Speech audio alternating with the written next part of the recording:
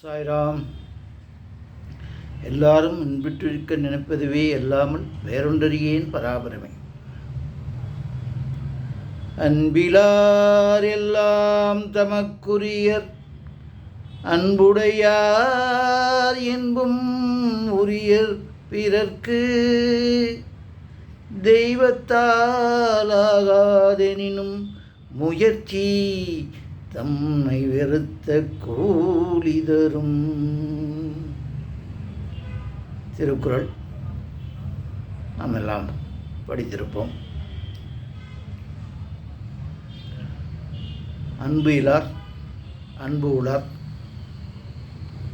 ரெண்டு வகை மனிதர்கள் இருக்கிறார்கள். அன்பே சுத்தமாக இல்லாமல் யாராலையும் இருக்க முடியாது. அதிகமாக அன்பு என்பதே ஒரு பேரன்பாக இருப்பவர்கள் சற்று குறைவுதான். எல்லோருக்கும் அன்பு இருக்கிறது, இல்லை என்று சொல்ல முடியாது. ஒரு அளவோடு நின்று விடுகிறது. இல்லை, தான் செலுத்தும் அன்புதான் என்பதை தவறாக புரிந்து கொண்டு பற்றோடு இருப்பவர்களும் உண்டு. அன்பு வேறு, பற்று வேறு. பற்றை அன்பு என்று நினைத்து கொண்டு அதில் மூழ்கி போகிறவர்களும் உண்டு. அன்பில்லாமல் எவரும் இல்லை. அன்பால் உதித்தது தான் நம்ம உயிர்கள் எல்லாமே. சரி, நம்ம இப்போ அன்பை விவரமாக பார்ப்போம். இப்போ குடும்பத்தில் ஒருத்தருக்கு ஒருத்தர், கணவன் மனைவி, குழந்தைகள், மற்றவர்கள், உற்றார்கள், உறவினர்கள், நண்பர்கள், காதலன் காதலி எல்லாம் ஒருத்தர் மேலே ஒருத்தர் அன்பு செலுத்துவதாக தான் சொல்லிக்கிறாங்க. எனக்கு அன்பு இல்லையா அவன் மேலே அப்படிலாம் பேசுகிறாங்க, எல்லாம் பண்ணுறாங்க. ஆனால் அந்த அன்பு என்பது அங்கு தன்னுடையது அப்படி என்று வரும்பொழுது அது அன்பாக இருக்காது, அது பற்றாக இருக்கும். அன்பு என்பது எதுவாக இருந்தாலும் அவர்கள் மேலே அன்பாக இருக்குது. யாராக இருந்தாலும் அது அவர்கள் மீது அன்பாக இருப்பது. எந்த ஜீவனாக இருந்தாலும் அதன் மீது அன்பாக இருப்பது. திரும்ப எதையும் எதிர்பாராது. அன்பு எதுவும் எதிர்பார்க்காது. நான் இத்தனை அன்பு வச்சுருக்கேன், நீ வைக்கலையே அப்படின்னா அது அன்பு இல்லை, அது வியாபாரம் ஆகிடுமே. அதெல்லாம் பற்று தான். ரொம்ப பேருக்கு தெரியறதில்லை அன்புக்கும் பற்றுக்கும் உள்ள வேறுபாடு. அன்பு இருந்தால் நான் சொல்கிற அந்த தூய அன்பு, பேரன்பு, அது இறைவனுக்கு ஒண்டி தான் சொல்ல முடியும். 100% அவர் ஒண்டி தான். நம்மளும் அந்த அன்புக்கு நம்மளை பழக்கப்படுத்திட்டா நம்மளும் இறைவன் தான். ஏற்கனவே தெரிஞ்சாலும் தெரியாட்டாலும் எதுவாக இருந்தாலும் நம்ம இறைவன் தான். அதுக்கு அதை உணர்கிறதுக்கு நிறையா இதெல்லாம் நம்ம தெரிஞ்சுக்க வேண்டியிருக்கு. அதுக்கு ஒரு குரு கிடச்சி, நல்லா ஒரு தெரிஞ்ச குருவாக கிடச்சி, அவர் மூலியமாக நம்ம சந்தேகம்லாம் தெரிஞ்சு, நம்ம ஏற்கனவே பதிவுகள்லாம் சொல்லியிருக்கோம். நம்ம சாதாரண மக்களுக்கு அன்பு என்பது என்னவென்று இதுமாரி வித்தியாசமாக பற்ற அன்புன்னு நினச்சிட்டு அதில் மூழ்கிடுறோம். யார் மேலே இந்த பற்று வைக்கிறோமோ அவங்க கொஞ்சம் மீறி நடக்கும் பொழுதோ, நம்ம எதிர்பார்த்த மாதிரி நடக்காமல் எதிராக நடக்கும் பொழுதோ நம்மளால் தாங்கி கொள்ள முடியவில்லை. அப்பொழுது அது அன்பு அல்ல. என்னுடைய மகன், என்னுடைய மனைவி அப்படி சொல்லிட்டா, என் கணவன் அப்படி சொல்லிட்டாரு, என் மகன் அப்படி சொல்லிட்டா, மகள் அப்படி சொல்லிட்டா, அவர் சொல்லிட்டாரு, அவர் சொல்லிட்டாரு இப்படின்னு சொல்லி எப்போ நம்ம ரொம்ப புலம்பி தீர்க்குறோமோ அது அங்கே அன்பு இல்லை. ஏன்னா அன்புன்னா அது எல்லாத்தையும் எந்த இதையும் பார்க்குறது இல்லை, பேதமே பார்க்குறது இல்லை, அப்படியே ஏற்றுக்கிறது. எது சொன்னாலும் அதுக்காக பண்ணுறவங்க பண்ணுறதெல்லாம் பெரிய நியாயம் இதெல்லாம் சொல்ல முடியாது. இருந்தாலும் அது பெருசாக எடுத்துக்காமல் ஒரு சகிப்புத்தன்மையோடையும் பொறுமையோடையும் அது போயிடும். உண்மையான அன்பு அதுமாரி போயிடும். அதுமாரி நிறைய பேர் வாழ்கிறார்கள். வரதான் செய்யும். கணவன் மனைவிக்குள்ளே சண்டை வரலன்னு ஒருத்தவங்க சொன்னாங்கன்னா கொஞ்சம் எல்லாருக்குமே கொஞ்சம் ஆச்சரியமாக தான் இருக்கும். இருந்தால் அது பூர்வ ஜென்மத்து இது. ஏன்னா அவரே படைக்கும்போதே அதுக்கு தகுந்த மாதிரி தானே பார்த்து படைக்கிறார்.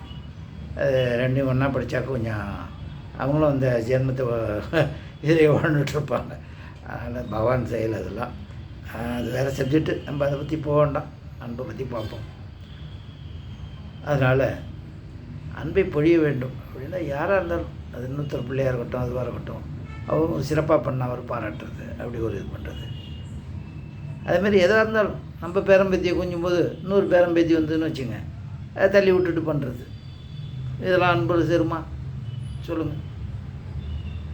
உன் பேரம்பேத்தி உனக்கு எப்படியோ அதேமாரி தானே அவங்க தாத்தா பாட்டிக்கு அவங்க பேரம்பேத்தி. அது குழந்தைக்கு என்ன தெரியும்? குழந்தையும் தெய்வம் ஒன்று.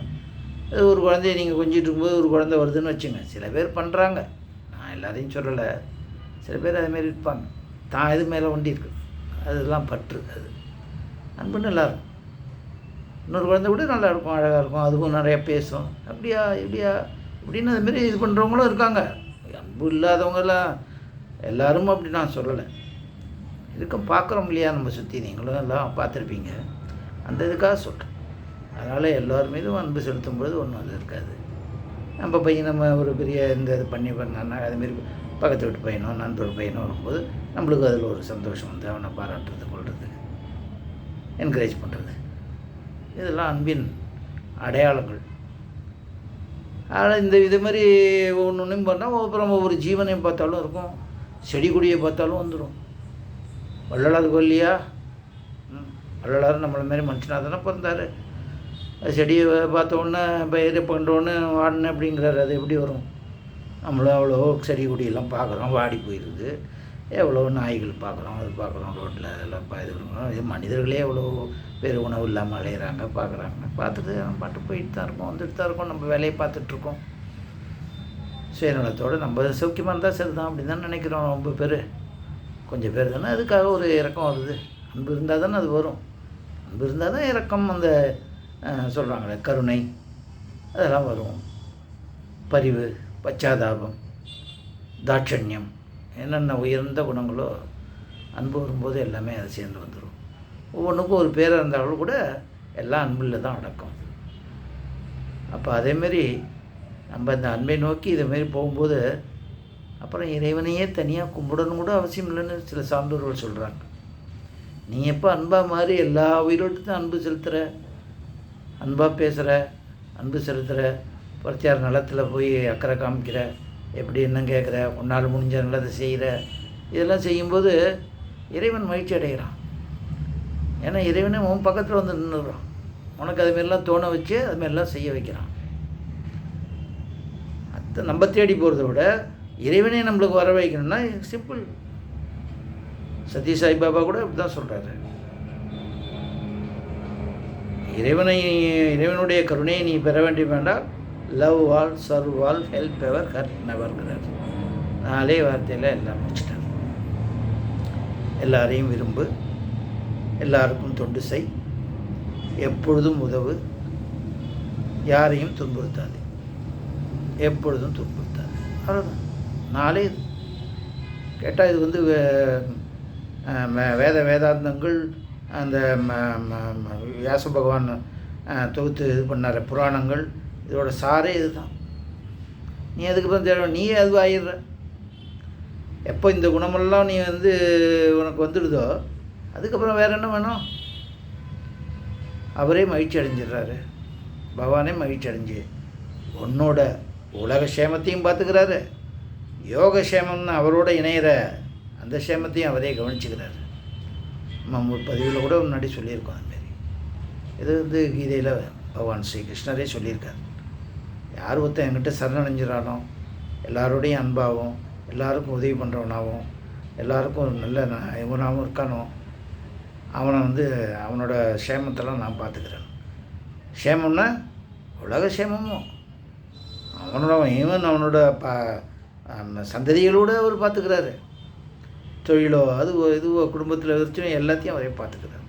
நம்மளும் அதற்கு முயற்சி செய்து அதை அடைந்து அன்பே கடவுள், கடவுளே அன்பு, அந்த அன்பாய் நாம் மனிதனம் என்பவன் கடவுளாகலாம் என்பதை முயற்சிப்போம். ஓம் சாந்தி. லோகா சமஸ்தா சுகினோ பவந்து, லோகா சமஸ்தா சுகினோ பவந்து, லோகா சமஸ்தா சுகினோ பவந்து. ஓம் சாந்தி சாந்தி சாந்தி.